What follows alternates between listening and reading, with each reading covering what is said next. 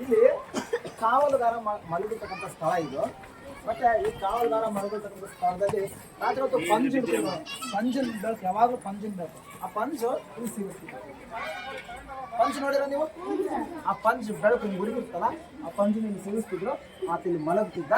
ಏನೇ ಇಲ್ಲಿ ಯಾರೇ ಓಡಾಡಿದ್ರು ಕೂಡ ಆತಗೆ ಇಲ್ಲಿ ಕ್ಷಣಾರ್ಧದಲ್ಲಿ ಎಚ್ಚರ ಬರ್ತಿತ್ತು.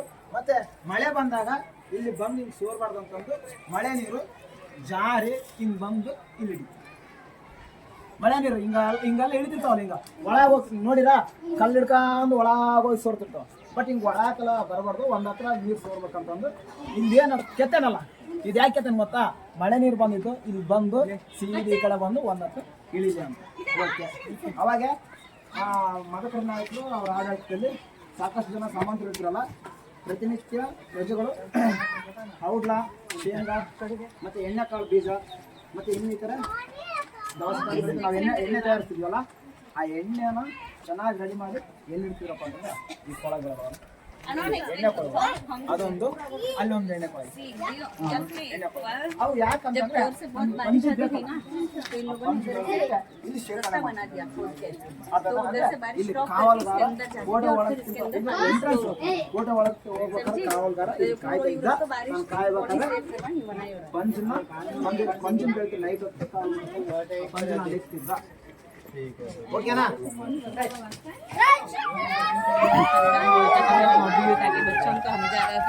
ಕಲ್ಲುಲ್ಲದೆ ಮಾಡ್ಯಾರ ನೋಡಿ, ಅಂತ ತೆಗ್ದಿರ್ಬೋದು ಒಂದೇ ಕೊಲ್ನಾಗ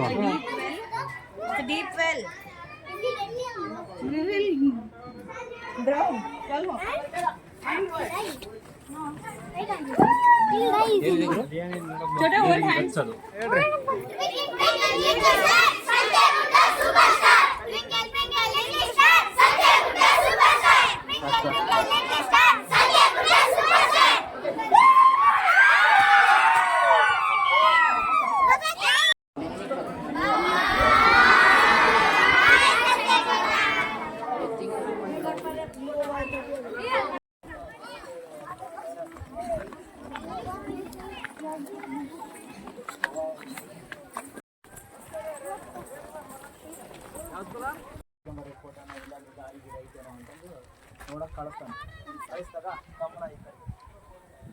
ಅವಾಗ ಆ ಐದರಾಲಿ ಅಸಿಸ್ಟೆಂಟ್ ಒಬ್ಬನು ಇರ್ತಾನೆ, ವಾಲಿ ಅಂತ.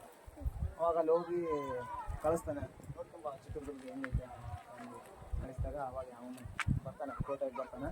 ಕೋಟೆಗೆ ಬಂದಾಗ ಕೋಟೆ ಒಳಗೆ ಸುಮಾರು 12 ವರ್ಷಕ್ಕಾಗಷ್ಟು ನೀರು, ನೆರಳು, ಸಂಪತ್ತು ಸಮೃದ್ಧವಾಗೈತೆ. ಆಹಾರ ಯಾವುದೇ ಕಾರಣಕ್ಕೂ ನಾವು ಮದಕರಿ ನಾಯಕರನ್ನು ಸೋಲಿಸೋದು ಅಷ್ಟೊಂದು ಸುಲಭದೇ ಮಾಡಲ್ಲ.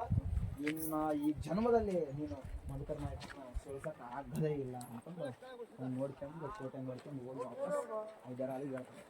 ಹೈದರಾಲಿಗೆ ಹೇಳಿದಾಗ ಹೈದರಾಲಿ ಹಾಗಾದರೆ ನೇರವಾಗಿ ಮದಕರಿ ನಾಯಕರನ್ನ ನಾವು ಸೋಲ್ಸೋಕೆ ಆಗಲ್ವಾ ಅಂತ ಯೋಚನೆ ಮಾಡ್ತಾನೆ.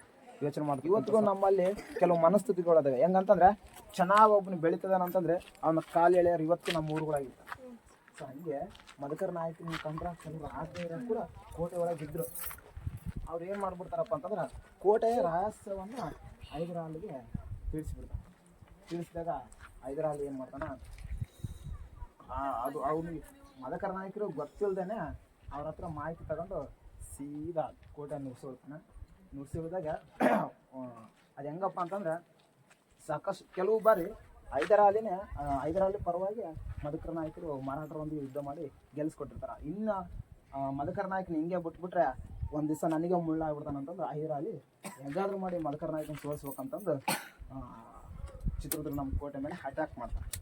ಅಟ್ಯಾಕ್ ಮಾಡಿದಾಗ ಆ ಯುದ್ಧದಲ್ಲಿ ಕೊನೆ ಯುದ್ಧದಲ್ಲಿ ಹೈದರಾಲಿ ಸಂಪೂರ್ಣವಾಗಿ ಯುದ್ಧ ಮಾಡಿ ಹೈದರಾಲಿನ ಸೋಲಿಸ್ತಾರೆ. ಅಂದರೆ 3 ಬಾರಿ ಹೈದರಾಲಿ ಸೋತಾಗಿರ್ತಾನೆ. ನಮ್ಮ ಮದಕರಿ ನಾಯಕನಾಗ ಕೈಯಾಗಿ ಸುಣ್ಣಾಗಿರ್ತಾನೆ. ಮೋಸದಿಂದ ಕುತಂತ್ರದಿಂದ ನಮ್ಮ ಕೋಟೆ ಮೇಲೆ ಅಟ್ಯಾಕ್ ಮಾಡಿ ನಮ್ಮ ಮದಕರಿ ನಾಯಕನ ತಗೊಂಡೋಗಿ ಶ್ರೀರಂಗಪಟ್ಟಣ ಜೈಲಾಗಿರ್ತಾರೆ.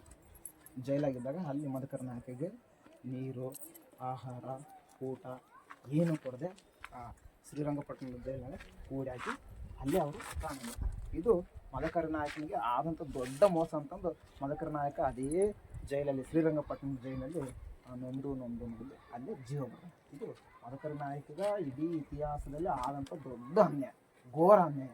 ಯಾಕಂತಂದ್ರೆ ನಂಬಿದವರೇ, ನಮ್ಮ ಕೋಟೆ ಒಳಗೆ ನಂಬಿದವರೇ ಮದಕರಿ ನಾಯಕನ ಇಲ್ಲಿನ ರಹಸ್ಯನ ಹೈದರಾಲಿಗೆ ಹೇಳ್ಬಿಟ್ರು. ಅವನೇನು ಮಾಡ್ತಾನೆ, ಅದನ್ನ ಇಟ್ಕೊಂಡು ಪ್ಲಾನ್ ಮಾಡಿ ಕೋಟೆ ಮೇಲೆ ಆಟ ಆಡ್ತಾನೆ. ನಿಂತ್ಕೊಂಡ್ರೆ ಆ ಕಡೆ ವಾಪಸ್ ಆ ಕಡೆ ಆದಾರಿ ಅಲ್ಲಿ ಬಂದ್ರು ನೋಡು.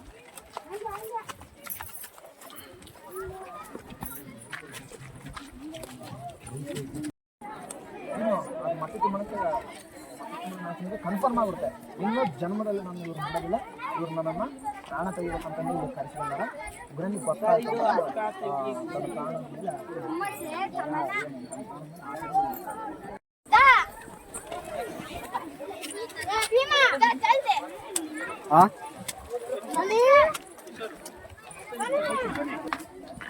ಕೋಟೆನ ಕಾಯ್ತಕ್ಕಂಥ ಸೈನಿಕರು ಏನಿದ್ದಾರೆ, ಕೋಟೆನ ಕಾಯ್ತಕ್ಕಂಥ ಸೈನಿಕರು ಅಲ್ಲಿ ಕುತ್ಕೊಂಡು ದೂರದಿಂದ ಯಾರಾದರೂ ಬರ್ತಾರೆ ಅಂತಂದ್ರೆ ತಿಂಡಿ ಒಳಗೆ ನೋಡ್ತಾರೆ. ಇಟ್ಕೊಳ್ರಿ ಸರ್ ಅಲ್ಲಿ ಕಾಯ್ತ ಅಂದ್ರೆ ಕೋಟೆ ಸುತ್ತ ಅವರು ಕಾವಲು ಕಾಯ್ತಿದ್ರು. ಅಂದ್ರೆ ಅಲ್ಲಿ ಪಂಜುಗಳು ಅವರು ನೈಟ್ ಹೊತ್ತು ಪಂಜು ಜೋಬಿಗೆ ಹಾಕೊಳ್ರಿ ಸರ್. ಜೋಬಿಗೆ ಅಂದ್ರೆ ದೂರದಿಂದ ಯಾರಾದರೂ ಬರ್ತಾರಂತಂದ್ರೆ ಸ್ಟ್ರೈಟ್ ಆಗಿ ಅವರು ದೂರದಲ್ಲಿರ್ತಕ್ಕಂಥ ಶತ್ರು ಸೈನಿಕರಿಗೆ ತುಪಾಕಿಗಳನ್ನ ಹಾರಿಸ್ತಾರೆ. ಅದೇ ಅವ್ರು ಏನು ಮಾಡ್ತಾರಪ್ಪ ಅಂತ ಕುತ್ಕೊಂಡು ಆ ತಿಂಡಿಗಳಲ್ಲಿ ದೂರದಿಂದ ಬರ್ತಕ್ಕಂಥ ಸೈನಿಕರನ್ನು ನೋಡ್ತಾ ಇದ್ರು. ಯಾರಾದರೂ ಶತ್ರು ಸೈನಿಕರು ಬರ್ತಾರಂದ್ರೆ ಇಲ್ಲಿಂದನೇ ಅವ್ರಿಗೆ ಶೂಟೌಟ್ ಮಾಡಿ ಸಾಯಿಸ್ತಾರೆ. ಇದು ಅಲ್ಲಿ ಕೋಟೆ ಸುತ್ತ ಈ ಥರ ನಾವು ಕಾಣ್ತೀವಿ. ಕೋಟೆ ಸುತ್ತ ಸೈನಿಕರು ಯಾವಾಗ ರಾತ್ರಿ ಹೊತ್ತು ಅದು ಹೊತ್ತು ಯಾವಾಗ ಮುಂದೆ